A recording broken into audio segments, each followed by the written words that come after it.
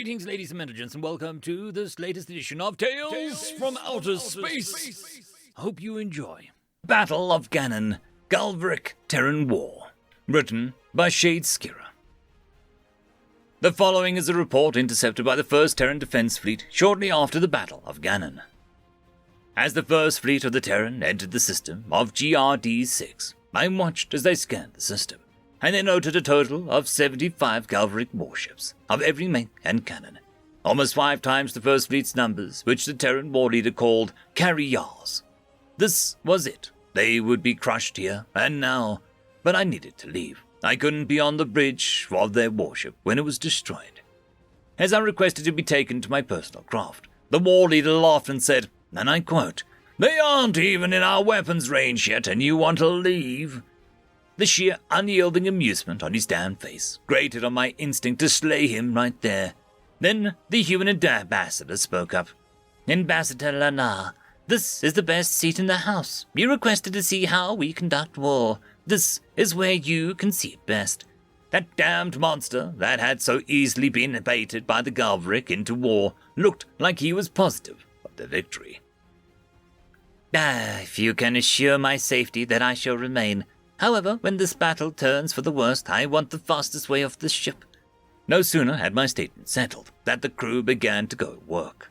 Their war leader barked orders and requested information. I heard one crewman, a woman with a short-cut pale yellow fur, said that the Galavrck hadn't made landfall and that the garrison forces were smacking them away.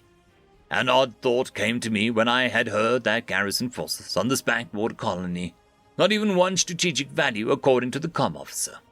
A roll of battle clan that sends that receives information that is broadcast had been keeping the Galavrck Cossacks away. And then the intel officer, a roll of a battle clan that reports enemy activity and scans the regional system, stated that he was confused by the movements of the Galavrck fleet. He displayed a closer image of the Galavrck fleet. I'll note here that the distances between the two fleets was still around the sum of 15 gigaunits of distance, and yet the image before me was clear as if it was next to them. The war leader turned to me with a confused look on his face and asked, "Are they moving into broadside formation?" I gave the approximation of a nod, a human gesture of affirmation, and waited for their war leader to respond. I hoped that he would respond in dread of what he faced. Instead, he laughed again.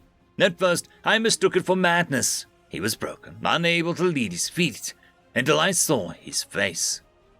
Their war leader was laughing again, this time like a man possessed. He roared loud enough that I winced at the volume and tone, but his face took even me by surprise. He was, as the humans call it, grinning.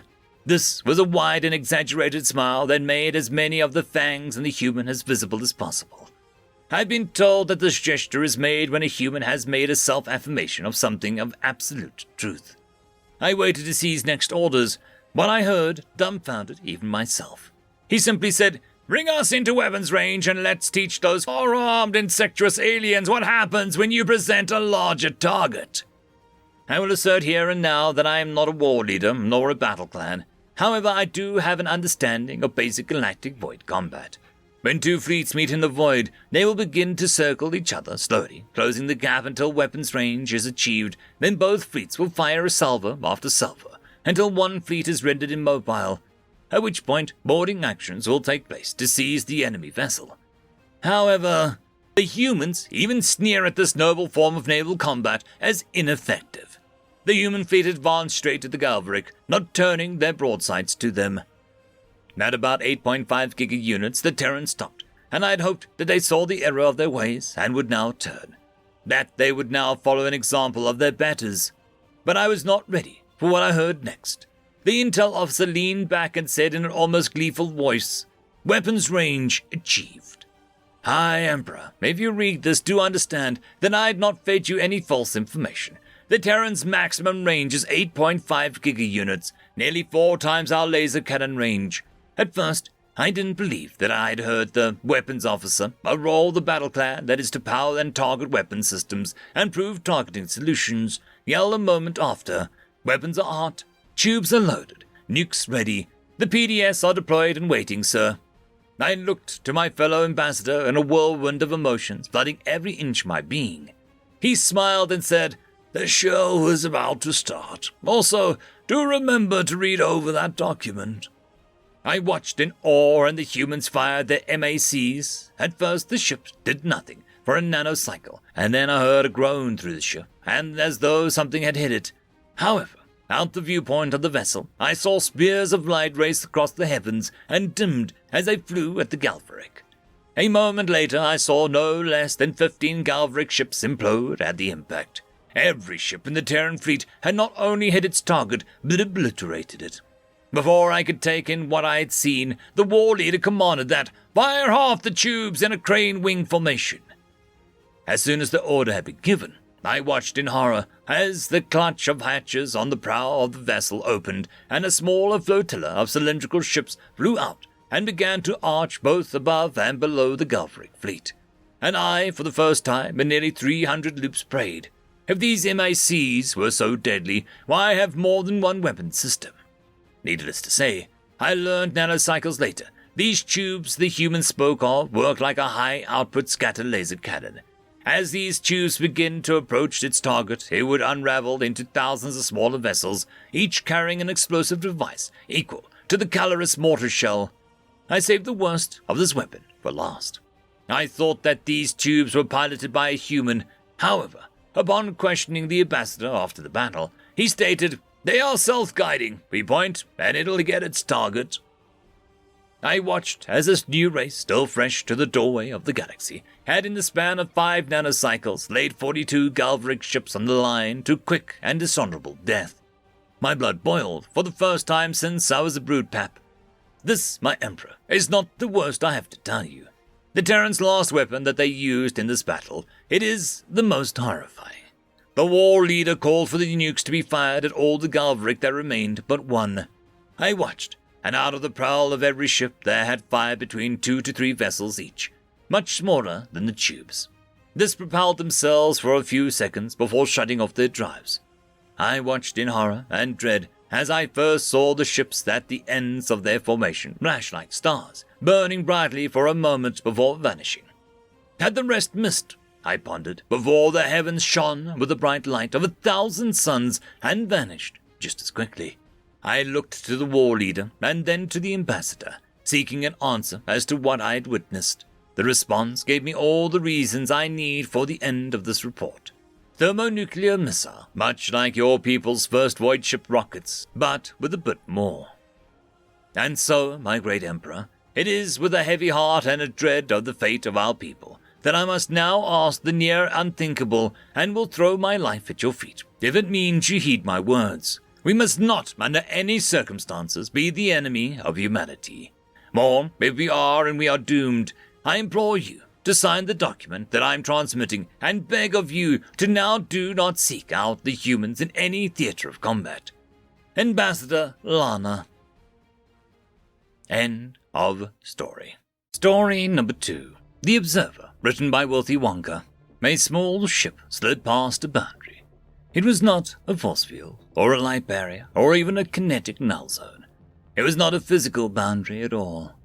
Rather, an invisible boundary, like a border between 2 sovereign states, defined, written on a map, guarded, maintained. The ship made no noise whatsoever. It was made to be that way. It had to be. It was in perfect equilibrium with the background of the Sol system, indistinguishable. It zipped inwards at unnatural speed, unnatural to humans' grasp of the universe, of course, but not to the shipmakers. Eventually, it arrived at its destination, Sol 3. It came to a rest, not orbiting, but rather in a fixed point relative to Earth, as if not affected by the gravity. It was, of course. Gravity is one constant with human space understanding firmly cemented in actuality. But yet, it hung there, undetectable. No hum at all. It observed, and then its occupants observed that, but it observed as well. The last time it had been here was a while ago. A while is not only way to put it. It perceived time much differently than you or I. It was called the Observer, a machine given a purpose of such magnitude that it had been given sentience, along with that, a singular will. This time, it found something rather interesting. A mesh of information, vast and wide, tapped into without a tactile approach, containing all a human could know, and so the observer diverted resources. No tools were needed this time, only a mind. And so, like countless times before, the observer observed with an ease. It saw the explosion of advancement they could create with their fingertips. They could change the unchangeable. They could now see the unseen. It saw the blossom of community. They could love, they could hate, they could boast with pride, they could hide with embarrassment, they could laugh, cry, and make music, more than ever before. Finally, though, it saw the tear of destruction. Wars had been waged, some tiny, some not, millions of lives extinguished, turned inert, tools made solely for the purpose of ripping matter apart to get to destroy the living. Terrible acts that threatened to rip human morality from the equation altogether. And like that, the observer was done. It turned away from the planet and propelled itself far away, far past Pluto. It passed through that invisible barrier and underwent another silent exchange. After that, its job was finished. Yet being sentient, it was given the capability to think, and inherited from its creators their mindset. It thought, how wonderful! Molecules coming together in such a way, a million stories are weaved at once, from nothing, everything. The dust of a planet evolving into a color of an unparalleled dimensions. The amazing, the good, the bad, all manifestations of the same glory, the gift of life, and humanity to multiply it 1,000-fold. How could anyone ever disturb such a thing? End of story. I'd quickly like to thank the T5 channel members and patrons. Caspar Arnholtz, Cam Maxwell, Lord Azrakal, Dragzoon WRE, Holly Sister, Ambrose Cattell, and Quantum Wednesday. Thank you very much.